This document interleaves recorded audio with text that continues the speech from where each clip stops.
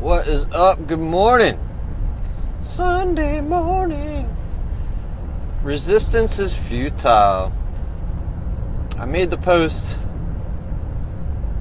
to ask yourself who or what are you resisting today? And I got that from Headspace. Hold on a second here. So I got that from Headspace, and I love the question. And you ask yourself. You don't say who or what am I resisting today. You say who or what are you resisting today, and it comes through in a different way. And I say resistance is futile because the more you resist, the more often you think about that thing that you're resisting. For example, an air fryer is something I've been resisting because I just don't feel like it's something that we need. And it just keeps popping up and it keeps popping up. And the people in your life, they want it and they know that you're resistant to it, but they keep bringing it up anyways. And what good is it really doing me to resist something? I don't really care. I just feel like resisting, right? I feel like resisting, and I find that the things that I resist are the things that show up in my life anyways. So the sooner, I let go of some of the things. I mean, look, I'm not resistant really to a bunch of alcohol or drugs or pornography or any of these things, because I mean they really aren't there, so I don't really have to resist them per se. Sometimes we just resist things and ignore them. I think there's a difference between resistance and ignorance type of things. But I'll throw out like resistance to the holidays. And please, somebody tell me what's up with Friends Day. I have no clue. What the hell is Friends Day? Honestly, is that for like if you can't get a Valentine? Does it have? When is that? I saw some stuff on Facebook. What the hell is it? I don't know. Is there a purpose to Friends Day? Is it for like the people that couldn't do Valentine's Day and that just couldn't happen for them? I don't know. I don't really care. But I am curious, mildly. But there's another thing that I've been resistant to in the past, and I have to remind myself, holidays that is, resistance to Thanksgiving. Like, well, why we gotta just give thanks on this one day? Why can't we just do it all the time? Alright, dude, I'm gonna get over myself and just say Thanksgiving is a great day because for those that can't remember to be grateful or to show gratitude every day of every week or all the time, that at least there's one day. At least there's one day. And the same thing with Christmas. It's commercialized. I can't even get out of my own way to hate it so much. Instead of just saying, you know what, man, it's really great that the whole world's gonna go ahead and decide that today's the day out of any, if no other, we can all give freely of each other, type of thing. And that's resistance, right? Like just being resistant to the holidays and being mad because it's commercialized, yada yada yada. Oh my, it's tiresome, it's boring, and who has the time? Who has the energy? And same thing with Valentine's Day. I don't even really get it. Like, I'm sure there's probably some reason for it that happened way beyond my time-space continuum. I don't know. But, it's a day when apparently we just, I don't know, love each other, love on somebody, show somebody love, show our families love. Instead of sitting there saying, blah, blah, blah, blah, blah, blah, blah, blah, we just go ahead and say, all right, man, it's Valentine's Day. Let's do something with it. Let's embrace it. Let's embrace it. Let's take one day to show love to somebody or our family, or give somebody a card and say, hey, we're thinking about them. What does it hurt? And if we resist it, it's just like we're just putting like resistance is kind of like this negative connotation towards something. Or why am I sitting here hating on the commercialism of it, and instead of embracing the idea of it, the ideal of it is what? What is the ideal situation that we can make Valentine's Day? And what I'm gonna do is I'm gonna go ahead and I'm gonna have the ideal Valentine's Day to my own liking, my ideal of it, and embrace it. Embrace the possibility of what it could be versus embracing the idea of what I think that everybody else thinks that it is. Why? What is this serving me? What happens if I just say yes to some things? I mean, we're not going to be stupid about it, right? Like, I'm not going to sit here if a line of cocaine shows up in my front, porch. That's a bad idea, and for any number of reasons. Somebody says, "Hey, let's go drinking." It doesn't serve me. But things like my kids saying, "Let's go fishing today." Like, I'm being resistant to it because the weather's crappy out and this, that, the other thing. And maybe I'll end up going anyways. The air fryer, again, it just keeps getting thrown out there. I'll go check it out. What the hell, $40-50, and we, spend the money and we have the air fryer. What happens next? You know what I mean? If I sit there and I'm resistant to all of these things, it's just like they're in my brain. They're pervasive. You never told me. I jacked up my finger, Rick, in jiu-jitsu.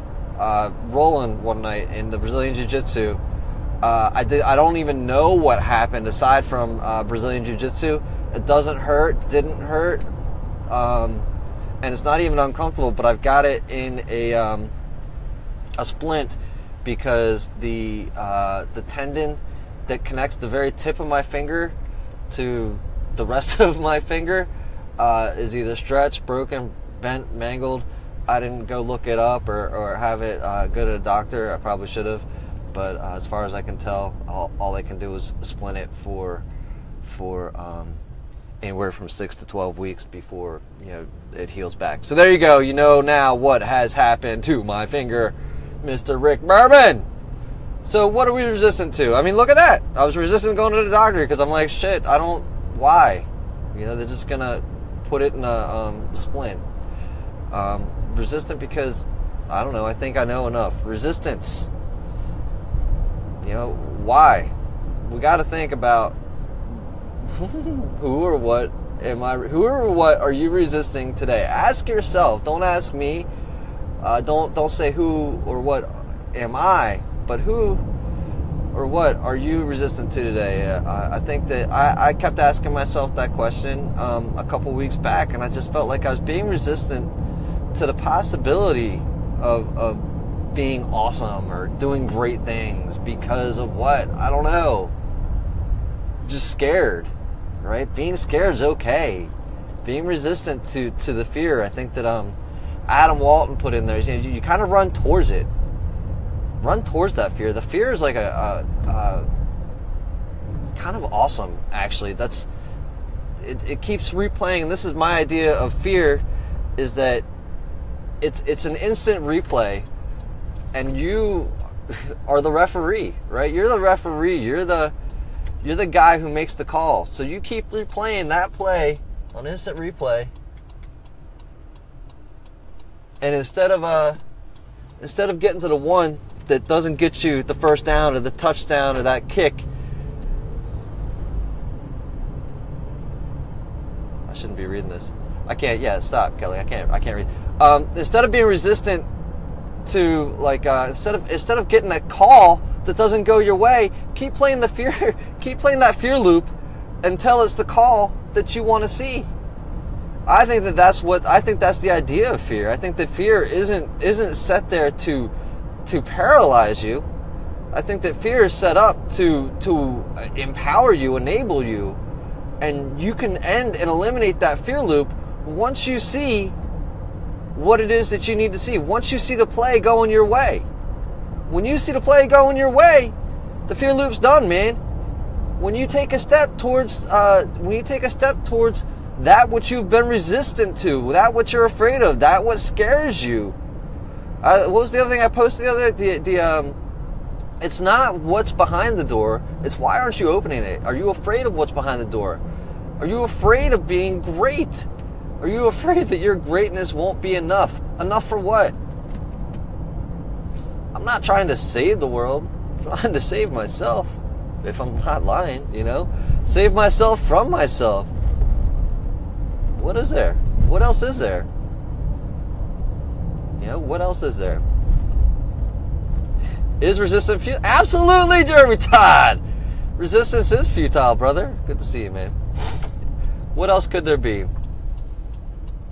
I don't know, guys. So I'm going to go ahead and Meg helped me put together the grocery list for the week. Pretty excited. We're going to do some kids' pizzas with heart-shaped stuff. And normally I'd be resistant to that. But it's like, why? Why? It's really, it's not serving anybody if I sit around going, why are we doing hearts? Hearts. Valentine's Day is for crap and suckers. Have some fun with it. And why not? So I'm going to have some fun with it. I'm going to stop being resistant to things that really don't stand for anything, It's simply being resistant to be resistant, because that's not the way I thought of it, because I don't know what the original consensus was. It's tiresome. Motherhood for the rest of us, right, brother? Listen, she's already got more followers than I do. I can't. Resistance for that one is futile too. I don't know. We all know you've got to want it more than I want it, right, Jeremy? When we're coaching, when we're working with other people, I can't want anything more than you want it. And the same goes for Meg, man. I can't want it more for her than she wants it for herself. Motherhood for the rest of us. And that's it. I can't want something for somebody more than they want it for themselves. My kids. I'm returning a programming book right now. If anybody has not checked out MIT's Scratch program, it's awesome for teaching kids how to program. Here's a book. If nobody's checked out this book or this program, it's free programming tools for kids, and it's awesome. But again, my kids, I can't want something more for them than they want it for themselves. All I can do is show them something and hope that it garners interest, and hope that they remember at some point that, hey, that was something I was interested in, and 6 months down the road they say, hey, Dad, can we do this? You got to plant the seeds, got to expose them to certain things that you think that are going to be beneficial towards them, and hope that it takes. And I can't smother them with it. Can't tell them what to do. I don't want to tell them what to do. I just want them to have their own ideas, and just like I've got my own ideas, I want to be an example, and I want them to take hold of their own ideas and whatnot, because they are resistant for no other reason than we are resistant. But that's all I got. John Shell, what's up, brother? Always good to see you. All right, guys, like I said, on my way to the grocery store. We'll talk later.